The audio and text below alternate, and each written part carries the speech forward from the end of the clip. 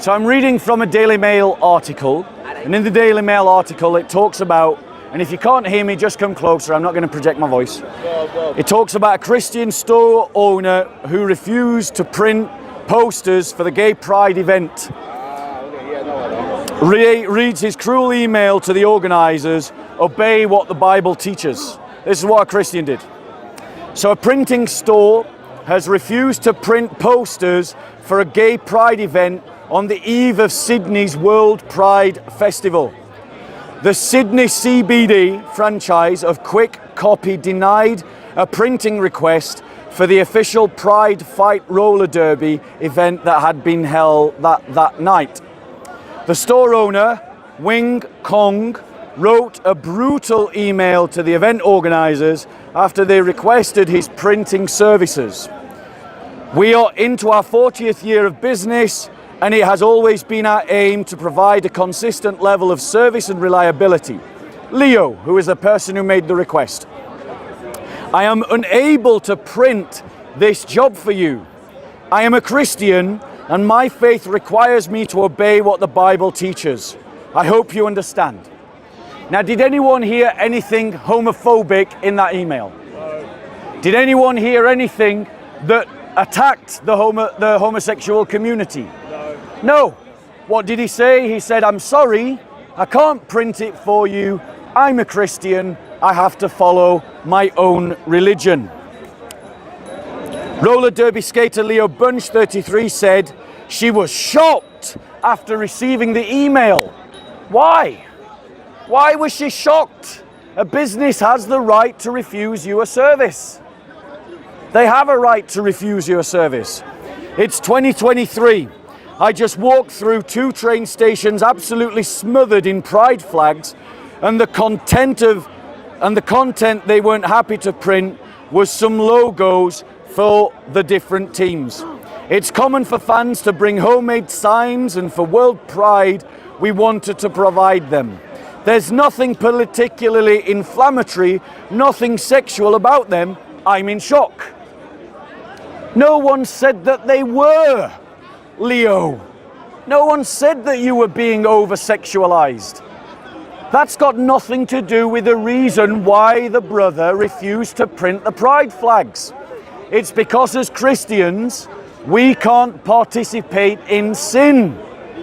You follow, Leo, a religion of humanity in which the self is God, and the self should be followed and have its expression without question and without challenge. Christians don't follow the religion of humanity. We don't follow the religion of self. We follow the religion of Yahweh that we find in the Bible. And He is our authority, and He commands us not to participate in the festivals of pagan religions. Pride is a festival of a pagan religion of humanity, and that is why we Christians cannot participate.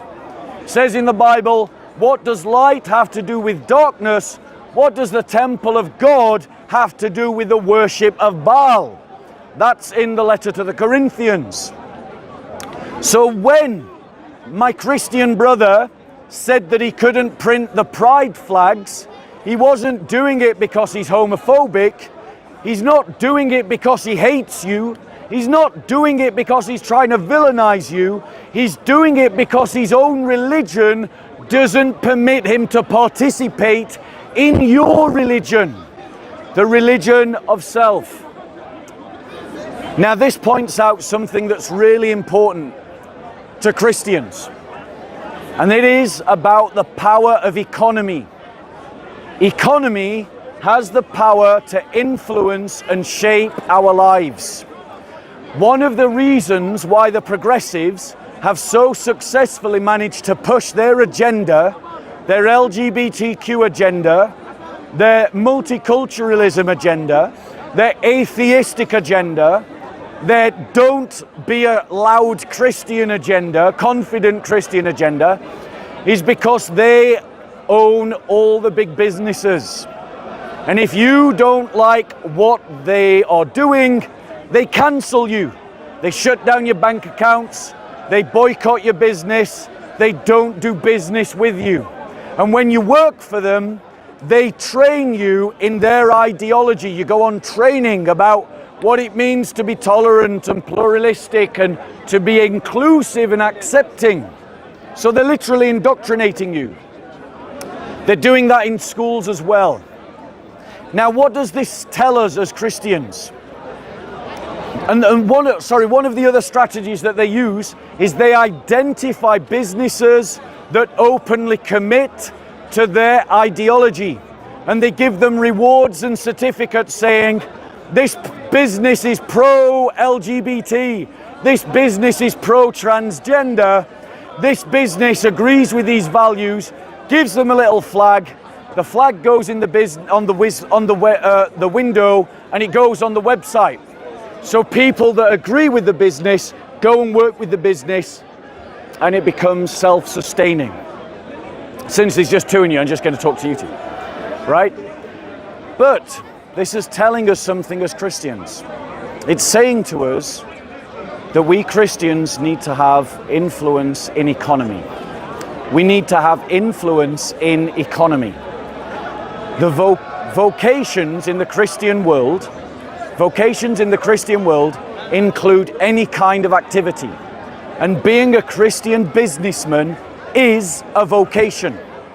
It is as much a vocation to be a Christian businessman and to set up a Christian business as it is to be a priest or to be a monk or to be an evangelist or to be a pastor or to be a theologian. If you're a Christian called to business, God is calling you to a ministry. And your ministry is designed to do two principal things. One, by influencing the economy, you influence society. Two, well, it's actually more than two things. Two, it's to provide the provision of work to competent Christians who can do the job. Three, by the nature of your business, you influence culture and society. Christians need to create reward symbols for businesses that are pro-family and pro-life. And any business that is identified as pro-family or pro-life or pro-church, Christians should go and work for those companies. And when those companies grow, because Christians shop at those businesses, Christians gain influence in society because we have economy, we have money, we have a share of the economy, so we influence the society around us. We can say, no, we're not celebrating Pride, we're going to celebrate the pro-family movement instead. The other thing that does and alerts us to as Christians is that we should be aware that in the UK and the Western world, there are Muslim Islamists who are trying to establish Islamic economies because they understand, just as I understand, that those that control the economy control one of the ways that we move and have our being, one of the ways that we exist, one of the ways that forms us and forms our choices. If they are allowed to create Islamic institutions of finance and economy, they manage to segregate the Muslim community as a whole from the rest of us and put those Muslims in the hands of Islamists, who then begin to influence their behavior. As Christians, we need to do two things. One, and it's essentially two sides of the same coin. We need to build up a Christian economy. And in the process of building up a Christian economy, we need to erode and undermine the economy of the liberal progressive and the economy of the Islamist. And by undermining their economies, we weaken their stranglehold over society. So my message to all of my brothers and sisters in business, employ Christians who are competent to the job. Use your profits and your finances to sponsor Christian charities. Someone create an award system for Christian businesses that are pro-life and pro-family and pro-church, so that Christians can go on the website, identify a Christian business and go and work for it. And use your influence to fund Christians who are fighting the battles that we all need to fight to win our culture for Christ, by funding the parachurch organizations that are tackling the liberal progressives and that are tackling the Islamist militants. Any questions? Yeah, go on. What about Christians working for non-Christians? Right. So the question is, what about Christians working for non-Christian companies? It's inevitable that that will happen. And Christians, therefore, are not doing anything wrong when they work for a non-Christian company. But if you work for a non-Christian company, don't compromise anything of your faith. Be bold in your Christianity. Be confident in your Christianity. And if they sack you for being a Christian, sue them. Sue them and litigate against them. And that is how you change things, by using the courts. That's how our opponents have used the courts and the politicians against us. We can do the same.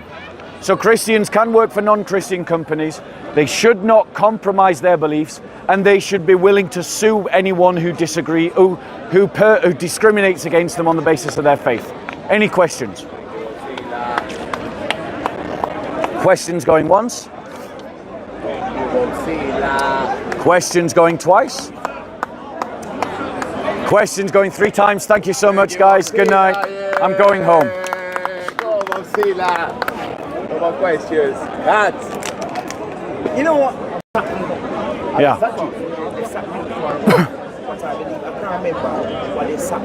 What? Can you come and put it on camera why they sacked you, or are you not allowed to talk about it? Fair enough.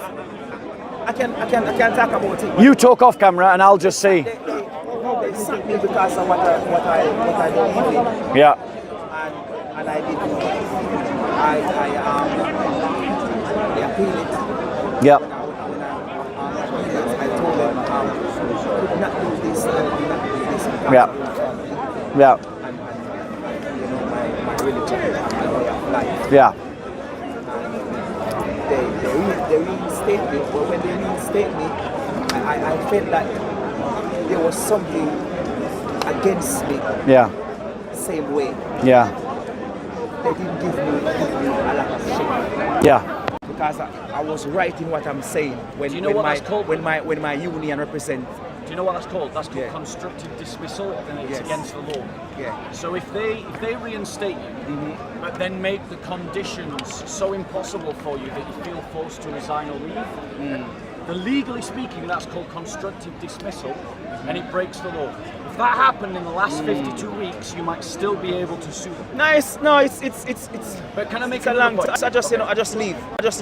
Can I make another point though? Is that Yeah. you So know, the same thing that happened what, to me. I what agree with you've what they're saying. demonstrated, Yeah. what you've demonstrated is that the progressives are not ashamed or shy or unwilling to discriminate against us, are they? And Right? you know, So and my point, no, sorry, wait, brother, and, brother, and, wait, and the wait, worst brother, part that is against brother, it. brother, wait, brother, Sorry, brother, the person who. brother, wait, Go on. brother, wait, Go on. right? They're not ashamed to discriminate No. against us in the workplace. So why should we be ashamed to discriminate against them in the workplace? Good question, Bob. See, If they can sack us for our beliefs, why can't we sack the progressives for their beliefs? And now the thing is, the law is stacked against us. So you've got to be smart. You can't say, I'm sacking you because you're pro-transgender ideology. You're going to have to find some other reason. But by driving those people out, you create space to employ them. It was a Muslim girl. Yeah. She asked me a question, Yeah, asked me to do something, and I refused. yeah. And the next day when I go to work, she's the one that tell the manager about me. Yeah. This Muslim girl. And it was a Muslim girl. Okay, so it was a Muslim girl that got you sacked. As Christians, Yes. if we encounter someone who's an anti-Christian bigot, and we caught some anti-Christian bigots today in this park, if someone is an anti-Christian bigot, if they're a Christophobe, Complain against them. Try to get them sacked. Fight the fight that we're in, Christians.